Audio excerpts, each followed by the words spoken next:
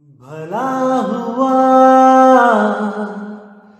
मेरी माला टूट गई, मैं राम भजन से छूटी। भला हुआ मेरी माला टूट गई, मैं राम भजन से छूटी। मेरे सिर से टली बला, भला हुआ मेरी माला टूट गई, मैं राम भजन से छूटी। मैं राम भजन से छूटी। नमस्कार मेरे प्यारे भाइयों, मेरे परमात्मा के प्यारे जीव हंसों। मालिक से यही अरदास करूंगा हमेशा कि आप सब मेरे भाइयों का विवेक इतना बढ़े, इतना बढ़े, इतना बढ़े कि ऐसी कोई चीज ना रहे जो मेरे प्यारे भाइयों को समझ ना आए, या ऐसा कोई संदेह या संशय मन में ना रह जाए जिसके चलते वो भ्रमित हो जाएं। मैं कभी नहीं चाहूंगा कि आप में से कोई एक भी ऐसा जीवहंस कभी भी भ्रमित हो, या ऐसी कोई भी चीज रहे जो आपको समझ में ना आए। लेकिन उसके लिए मेरे भाइयों, आपको भी मेरा साथ देना पड़ेगा। जो चीज मैं समझाना चाहता हूं आपको भी पूरे मन से समझना पड़ेगा, पूरा विवेक लगा के उसको समझना पड़ेगा। अगर फिर भी समझ में नहीं आता है तो आप मुझे फोन कर सकते हैं, लेकिन पूरा जोर लगा दो मेरे भाई एक एक चीज को समझने में। तो दोस्तों, आज जो हम वाणी लेंगे अनमोल वाणी है, वो बीजक की। सतगुरु बंदी छोड़ कबीर साहब का जो मूल ग्रंथ है बीजक, बहुत ही प्यारी वाणी है, बहुत ही विवेकी वाणी है।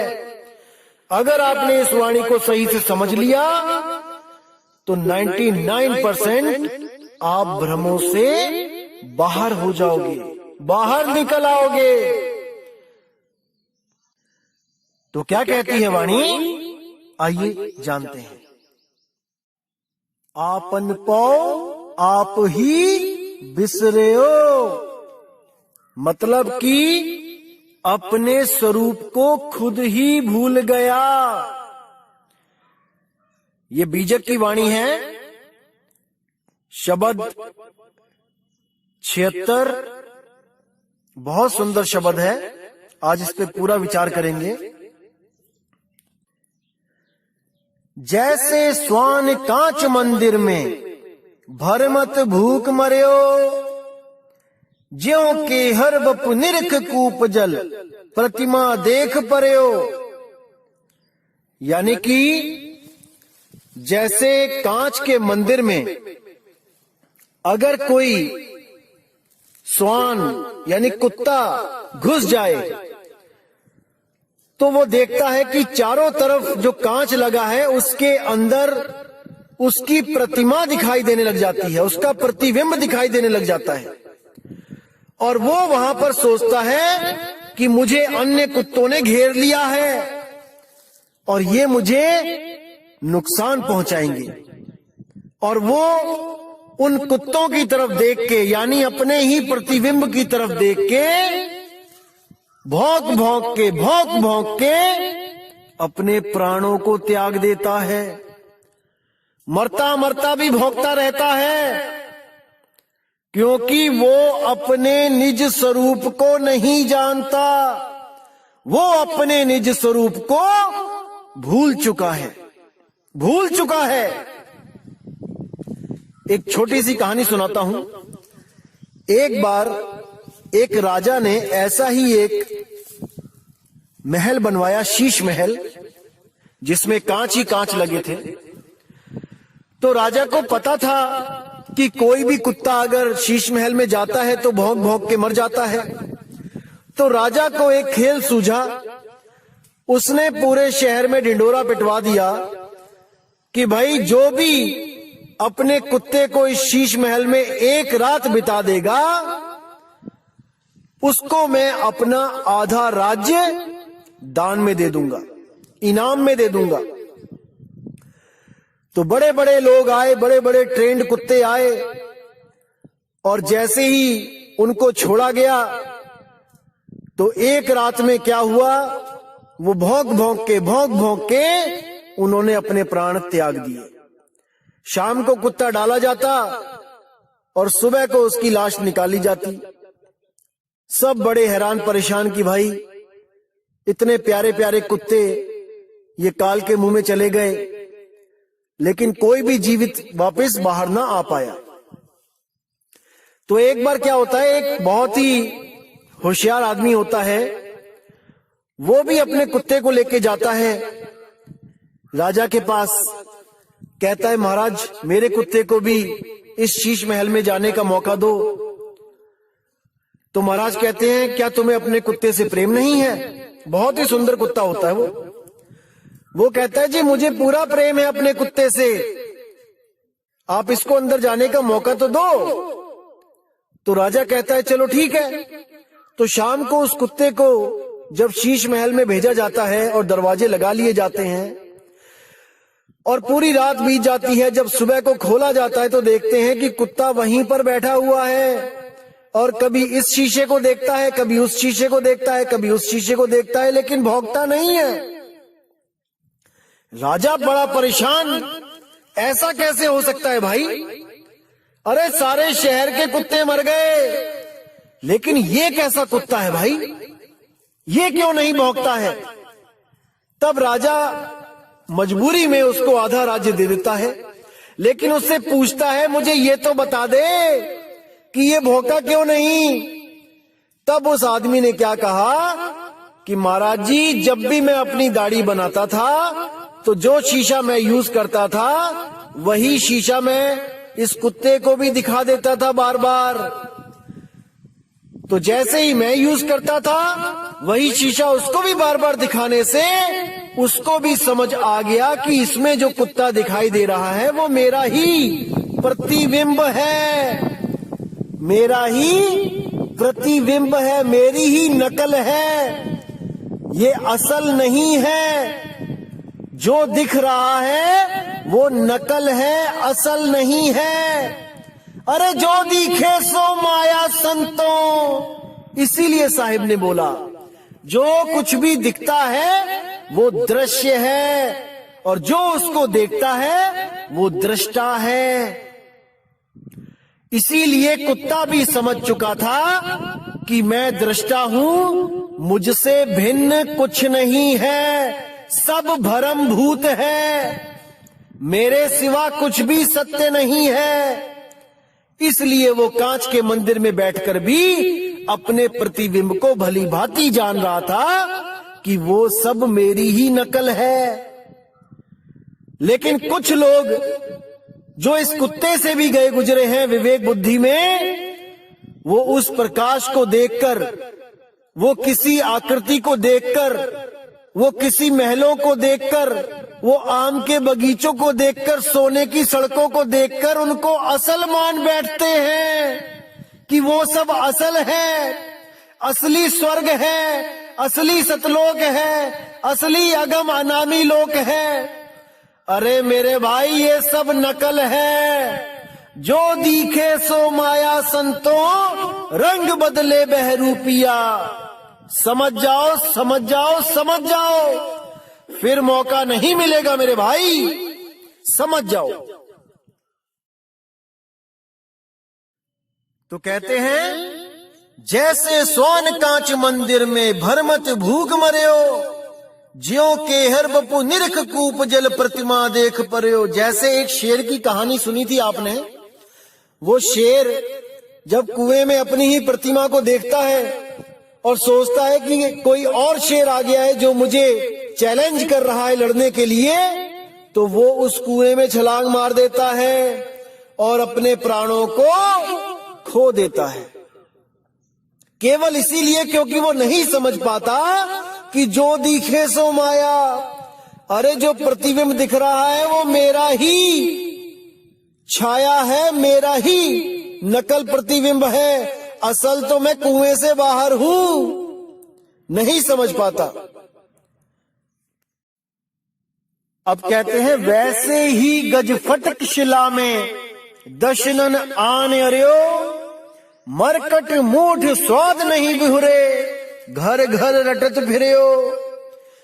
जैसे जंगल में एक शिला होती है तो हाथी अपने स्वरूप को ना पहचानने के कारण उस शिला को हाथी समझ जाता है और सोचता है कि कोई और हाथी मुझे चैलेंज कर रहा है झगड़ा करने के लिए, और उस शिला पर वो धक्का दे दे के अपने सिर से लड़ लड़ के उस शिला से अपने प्राण त्याग देता है, वहां पे अड़ जाता है। दशनन आने अड़ियो, मरकट मूठ स्वाद नहीं बूहरे, घर घर रटत फिर्यो।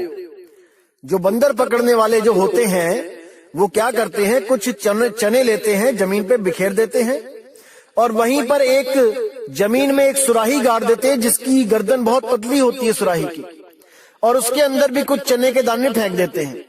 तो बंदर जब ऊपर के चने सब खा लेता है जमीन के और देखता है कि सुराही में क्या है, जब उसको दिखता है कि चने हैं तो वो अपना हाथ डालता है। जब हाथ डालता है तो सीधा डल जाता है, लेकिन जब वो मुट्ठी भर लेता है चने की तब उसका हाथ बाहर नहीं आता, क्योंकि वो मुट्ठी दबोच लेता है, टाइट कर लेता है।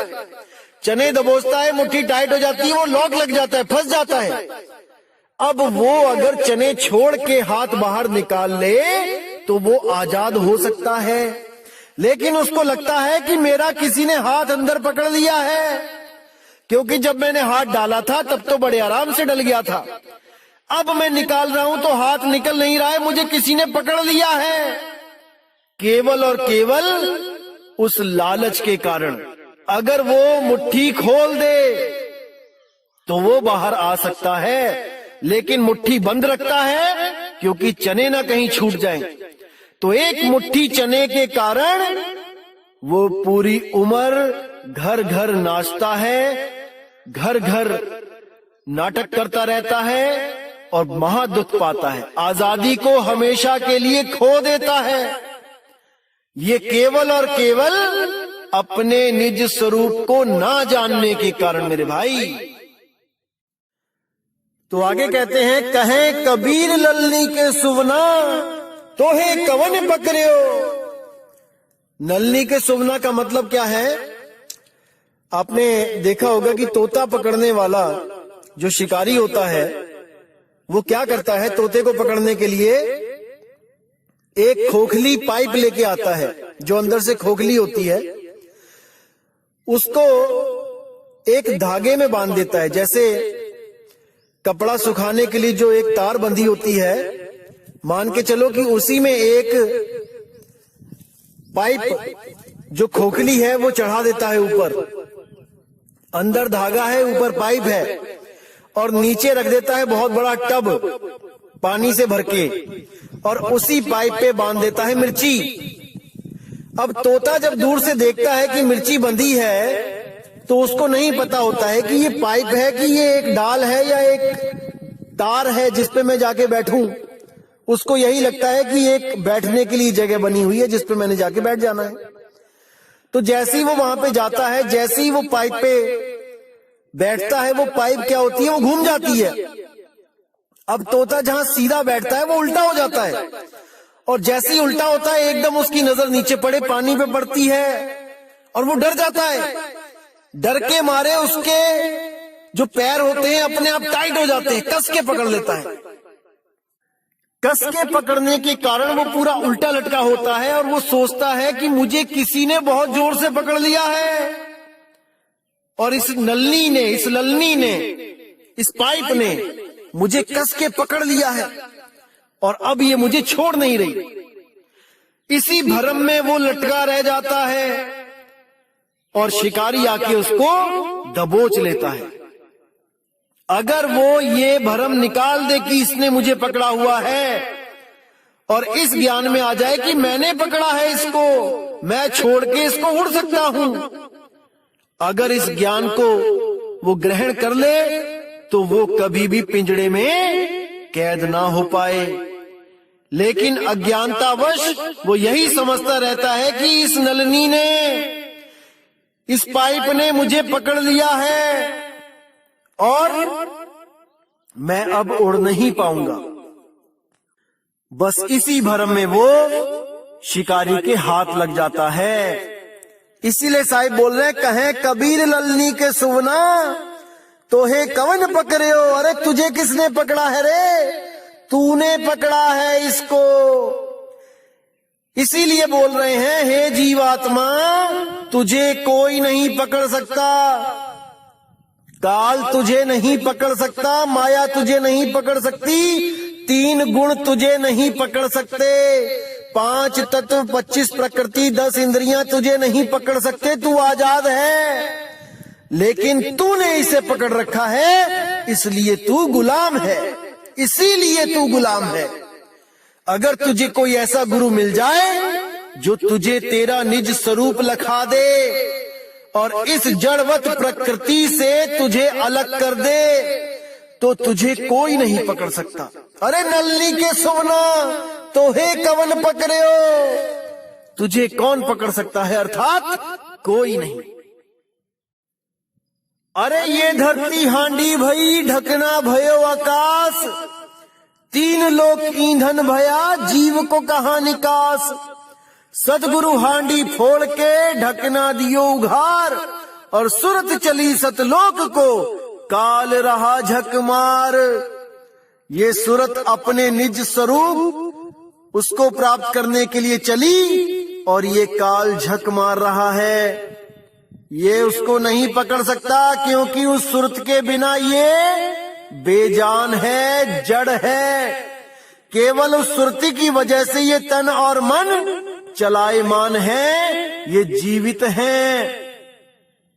जैसे आप कार चलाते हो, कार जड़ है, आप चेतन हो, आपके द्वारा कार चलाई जाती है, आपके बिना कार नहीं चल सकती।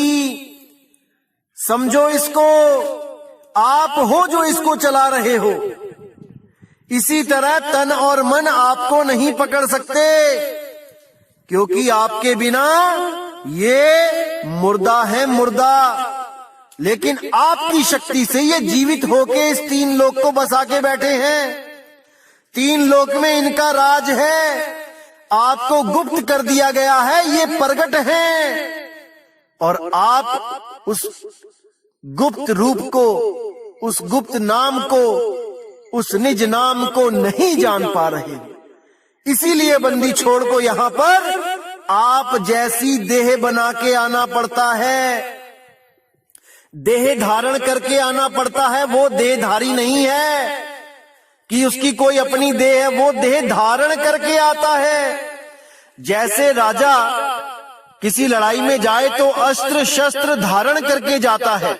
इसका मतलब ये नहीं कि वो घर में बैठा हो भी अस्त्र शस्त्र धारण करके बैठा होता है, या उसके शरीर ही अस्त्र शस्त्र से लदे होते हैं। नहीं भाई, जब समय आता है तब वो अस्त्र शस्त्र धारण करता है और युद्ध को जाता है। इसी तरह जब कबीर साहब ज्ञान देने आते हैं तब शरीर को धारण करते हैं, और जब निज स्वरूप में जाते हैं तो धारण शरीर को हटा देते हैं, गुप्त कर देते हैं। वो देहधारी नहीं है हमारी तरह, लेकिन हमारे लिए वो देह धारण करके आते हैं। असल में वो विदेही है, विदेही। समझ जाओ इस बात को मेरे भाई, समझ जाओ। तो दोस्तों, उम्मीद करूंगा कि आज के सत्संग से आपको निज स्वरूप के बारे में काफी हद तक समझ आ गया होगा। और कुछ लोग आपको भ्रमित करने की कोशिश कर रहे हैं कि देखो, जैसे कांच के मंदिर में कुत्ता भौंक भौंक के मर जाता है अपने निज स्वरूप को देखता हुआ, ऐसे ही आप भी मर जाओगे, भ्रमित हो जाओगे। दोस्तों, वो निज स्वरूप दिखता नहीं है, जो दिख रहा है वो निज स्वरूप नहीं है, वो प्रतिबिंब है। उन लोगों को इतना भी नहीं समझ में आ रहा है कि शीशे में निज स्वरूप नहीं दिखाई देता है, प्रतिबिंब दिखता है। निज स्वरूप वो होता है जो शीशे में देख रहा होता है, वो शीशे से बाहर होता है। और जिसको निज स्वरूप का ज्ञान होता है वो किसी भी चीज को देख के भ्रमित नहीं होता है। भाई अभी आप और ज्ञान अर्जित करो, तब इस ज्ञान के मैदान में आना मेरे भाई। तो आप लोगों ने इन लोगों की बातों पे बिना विवेक किए भरोसा नहीं करना है मेरे भाई।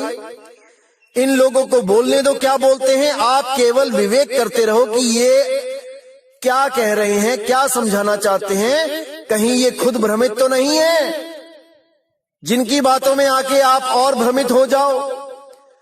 बिल्कुल पूरा विवेक लगा देना है आपने। किसी भी सत्संग को सुनने में जो मेरे खिलाफ बोलते हैं उसको 10 बार सुनो, समझो कि कहां पर वो गलती कर रहा है। अगर आपने उसकी गलती को पकड़ लिया तो मैं समझ लूंगा कि आप में विवेक शक्ति जाग चुकी है मेरे भाई, जाग चुकी है। अब आप इस लायक हो चुके हो कि आप उस अनमोल ज्ञान को ग्रहण कर सको। तो दोस्तों आज का सत्संग इसी के साथ मैं समाप्त करता हूं। और आने वाली 1 तारीख को इस 12वें पंथ के काल दूतों का जो जाल है वो बिल्कुल काट दिया जाएगा। ऐसा कोई भ्रम नहीं बचेगा जो ये किसी को भ्रमित कर सकें। उस भ्रम का नाम लेके हर चीज बिल्कुल क्लियर कर दी जाएगी। और इनके पंथ का जो अज्ञान है वो 1 अप्रैल फूल वाले दिन खत्म कर दिया जाएगा, ताकि ये आने वाले किसी भी भगत को फूल ना बना सके, मूर्ख ना बना सके। ये 1 अप्रैल फूल आखिरी मूर्ख दिवस होगा भक्त समाज के लिए जो सच में परमात्मा को खोज रहे हैं। इस 1 अप्रैल फूल के बाद कोई भी अधूरा गुरु किसी भी भगत का 1 अप्रैल फूल नहीं बना पाएगा भाई, नहीं बना पाएगा।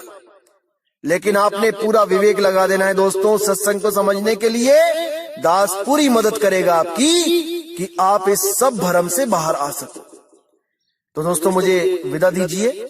जय गुरु बंदी छोड़ वैराग साहेब, जय गुरु बंदी छोड़ साधु शरण साहेब, जय गुरु बंदी छोड़ मदन साहेब, जय जय सतगुरु बंदी छोड़ सतगुरु कबीर साहेब की सदा ही जय हो, सदा ही जय हो मेरे मालिक की साहिब बंदगी सतनाम।